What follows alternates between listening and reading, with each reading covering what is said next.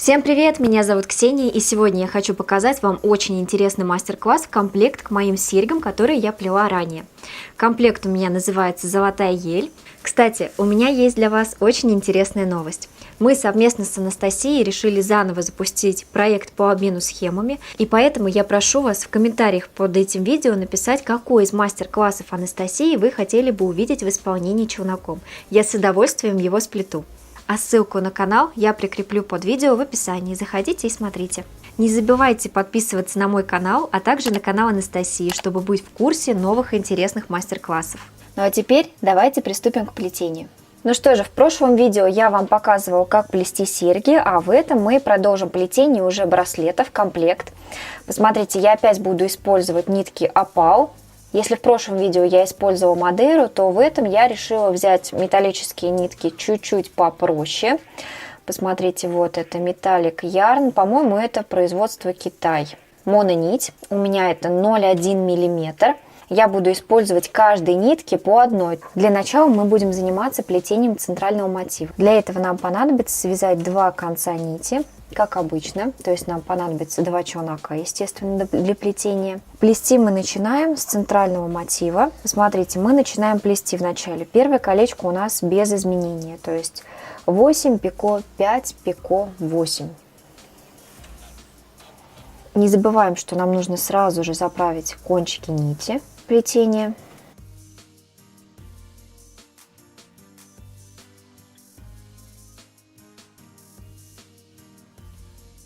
После этого колечко затягиваем и смотрим, что же у нас получилось.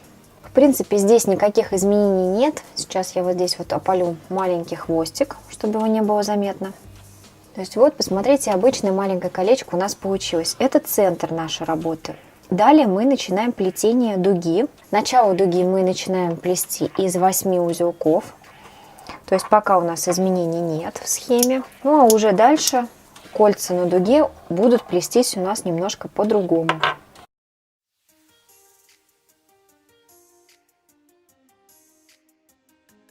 Теперь мы сплетем колечко на дуге. То есть если раньше мы делали просто обычное пико соединительное, то здесь у нас схема изменяется, и мы будем плести колечко 5 пико, 5 пико, 5.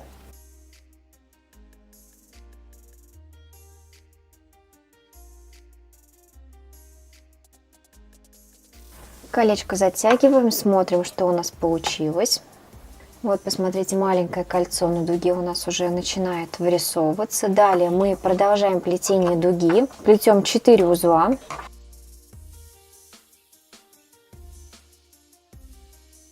Снова отпускаем челнок и начинаем плести следующее колечко на дуге по схеме 5 пико, 5 пико, 5. То есть у нас два кольца будет одинаковыми. Только не забываем, что после первых 5 узелков сплетенных мы выполним соединение за предыдущее колечко. Вот я сплела 5 узлов и теперь буду выполнять соединение.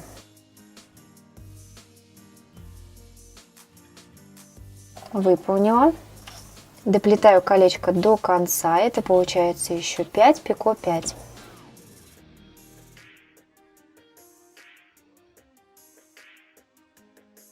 Вот посмотрите, что у нас получается. Далее мы плетем дугу из 4 узелков полных.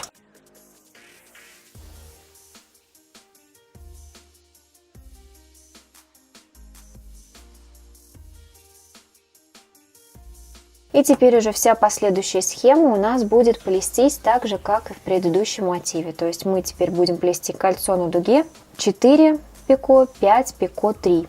Я еще раз прикреплю вам схему. Вы можете на нее, ориентируясь, сплести мотив.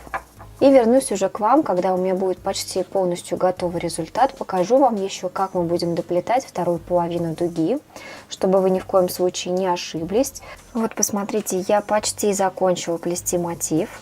Остановилась на плетении как раз таки измененных колечек. Давайте их сплетем вместе. Я, получается, здесь сплела 4 узла. И теперь снимаю челнок с руки, начинаю плетение следующего колечка на дуге. Плету его по схеме 5 пико, 5 пико, 5. После первых 5 узлов я выполняю соединение за предыдущее колечко.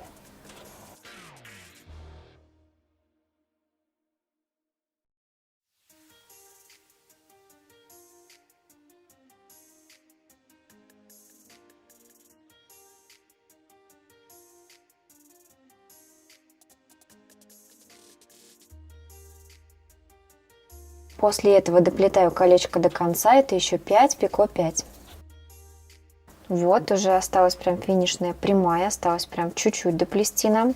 Далее мы плетем дугу снова из 4 полных узлов.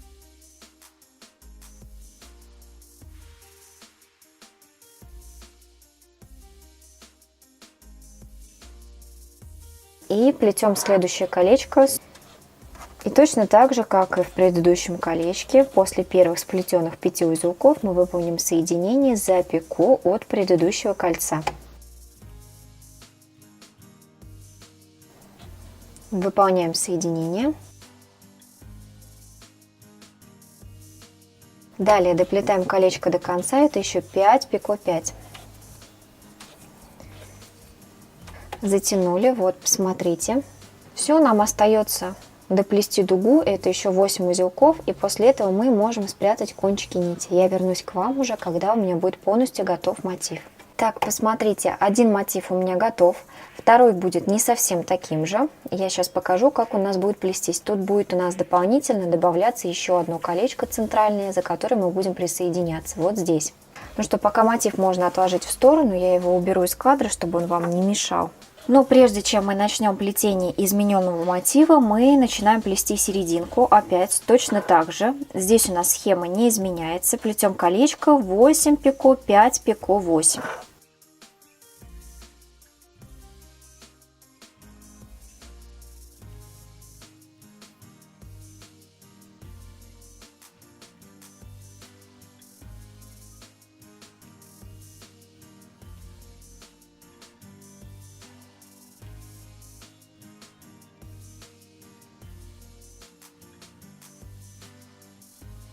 Все, после этого колечко мы затягиваем и начинаем плести второе кольцо, но у нас будет оно как бы кольцо на дуге, то есть мы должны сплести его на противоположной стороне, то есть вот здесь. Для этого я беру тот же самый челнок, и им я уже начну плетение. Но смотрите, мы плести будем кольцо по схеме 15 пико 15. При этом смотрите, я вначале плету первых 15 узлов.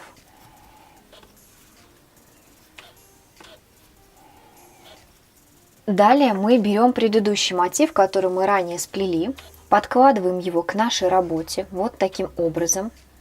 И аккуратно за основание кольца посередине, вот здесь, мы должны будем выполнить соединение.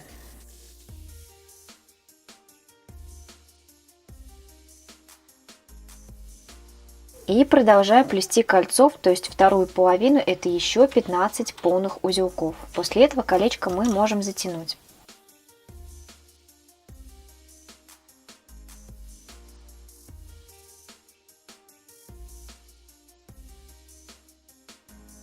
Далее мы продолжаем плетение дуги. Мы плетем ее, начинаем точнее ее плетение из первых 8 узелков.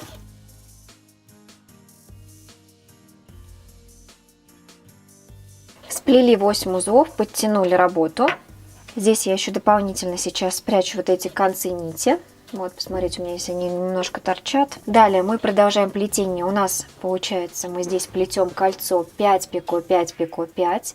Но при этом после первых 5 узелков мы выполним соединение за пико от предыдущего мотива, от бокового колечка, которое у нас там осталось. То есть плетем первых 5 узлов.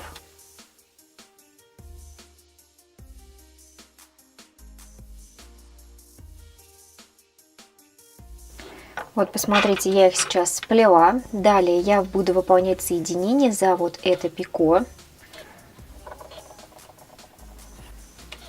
Доплетаю еще 5 узлов, делаю небольшое пико и 5.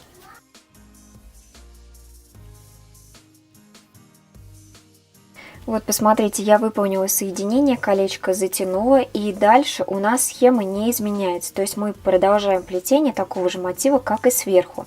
Отдельно я вам покажу еще, как мы будем соединять боковое второе колечко, вот здесь, с этой стороны. Ну а так, в принципе, плетение у нас ничем не отличается.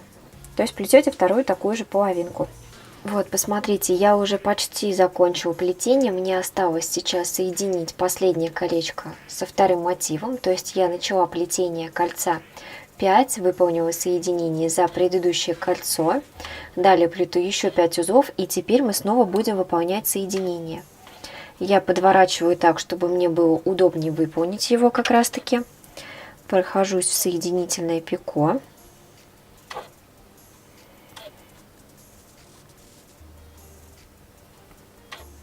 Вот мотив у нас сейчас соединен. Теперь мне осталось доплести последних 8 узлов и выполнить соединение за вот это место, то есть за начало, вот сюда увести дугу и спрятать кончики нити. Вот посмотрите, мотив готов. Мы его сейчас немножко ненадолго отложим в сторону. И далее я хочу показать вам, как мы будем присоединять последующие мотивы и собирать вообще полностью браслет. То есть для начала мы плетем обычное колечко по неизмененной схеме. Я специально вам еще ее сверху здесь приложу, чтобы вам было более понятно. Мы доплетаем 8 узлов, и у нас по схеме должно быть пико. Но вместо пико мы будем делать соединение. Посмотрите, где мы его будем соединять, вообще где работа у нас должна соединяться. Мы подкладываем работу вот таким образом. Сейчас покажу вам, где будет место соединения. Вот здесь. Это основание маленького колечка 3 пико, 3 пико, 2. И вот здесь за основанием мы будем выполнять соединение. То есть мы работу подкладываем вот таким образом. Далее я буду аккуратно вводить место соединения. Вот, посмотрите, но причем я делаю это как бы с изнанки. Сделали. Далее вывожу сразу же рядом, чтобы у меня просто... Вот. Посмотрите, я подхватила нить, да? Далее выполняю соединение.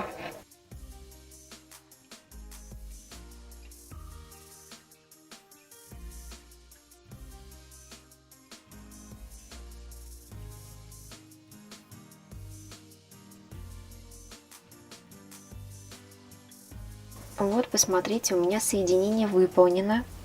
Далее я продолжаю плести, получается, следующие 5 узелков.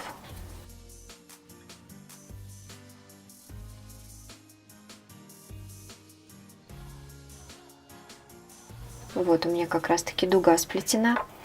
Снимаю с руки второй, получается, челнок и плету кольцо на дуге по схеме 10 пико 5. То есть дальше у нас изменений никаких в схеме не происходит.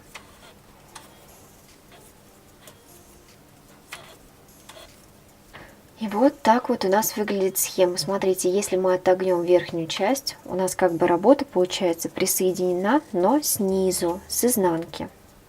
Далее мы просто продолжаем аккуратно плести схему до конца. Я вам отдельно сейчас еще раз этот момент покажу, когда у меня будет почти полностью готов мотив. Итак, сейчас нам нужно будет выполнить соединение за как раз таки основание вот этого верхнего колечка. Я подкладываю и складываю работу так, чтобы мне было удобно это сделать. То есть я вам сейчас с этой стороны покажу. Вот я ввожу в основание колечка маленького, вот сюда. Причем делаю это не с лицевой стороны, а с изнанки. Далее аккуратно выворачиваю как бы работу, чтобы у меня вот здесь на изнанке как раз таки петелька была. И аккуратно выполняю соединение.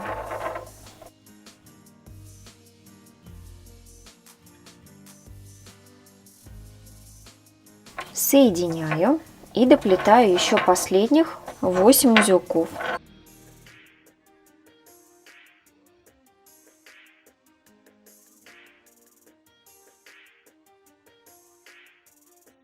Смотрите, я вот здесь вот сейчас просто соединю работу. Это у меня изнанка, посмотрите поближе. Работу соединю и зафиксирую. То есть мы каждый следующий элемент будем присоединять за основание вот как раз таки вот этих колец, вот, маленьких. Я вам сейчас еще раз для наглядности покажу, как я буду присоединять еще и второй мотив. Ну а вторая сторона, это просто вы перевернули и продолжили плести точно так же, но в другую сторону. Я подкладываю мотив таким образом, чтобы у меня работа лежала вот так. То есть я буду присоединяться уже не к центру, а уже к следующему мотиву. Чтобы мне было удобнее, я буду заводить крючок из-под низа, то есть на лицевую сторону. Далее, получается, я прохожусь, вот видите, здесь есть отверстие, то есть загибаю работу так, чтобы у меня с обратной стороны была петелька. Вот, посмотрите. Вот она. Теперь укладываю правильно работу, она мне немножко здесь убежала. Сейчас, подождите, я вам ее переверну. Так, уложила.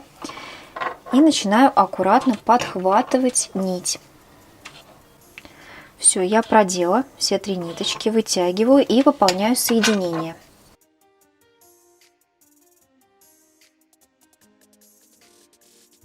Соединение выполнено. Я начинаю плести дальше. У нас далее идет 5 узлов.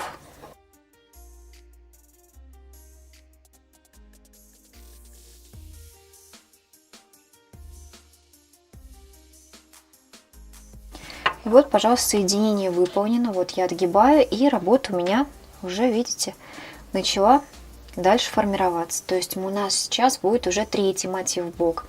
Со 2-м мотивом я уже, еще раз повторюсь, я уже вам все сказала. То есть здесь мы просто переворачиваем работу и будем присоединять все то же самое, но только просто перевернув мотив с другой стороны, центральный именно.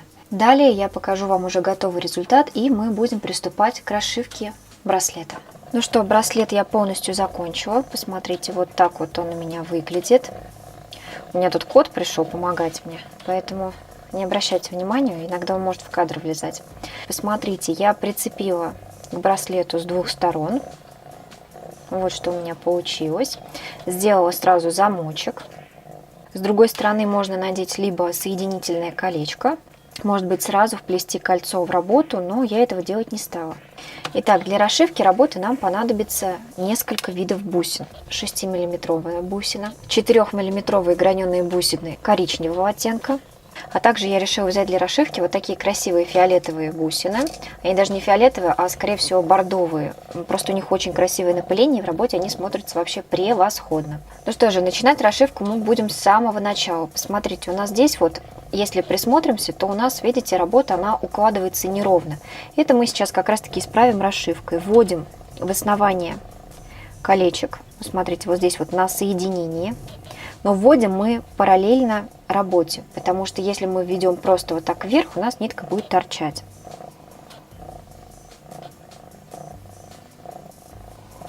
Ввели.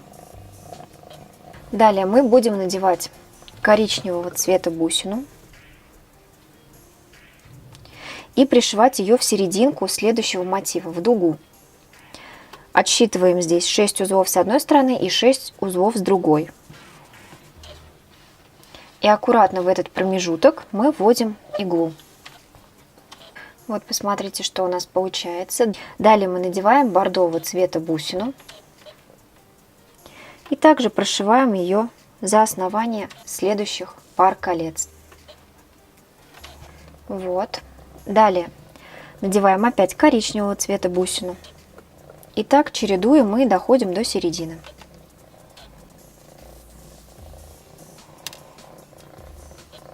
Сейчас пока что работа не затянута. Далее, посмотрите, мы будем расшивать уже серединку начинать. После того, как вы закончили расшивку бордовой бусиной, мы будем надевать одну красную, вот такую вот посерединке. И пришивать ее вот сюда. Вот.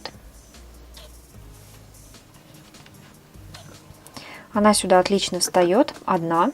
Далее мы будем пришивать снова коричневую бусину, то есть мы надеваем одну бисеринку, далее еще дополнительно одну коричневую бусину и вшиваем ее в основание колечек.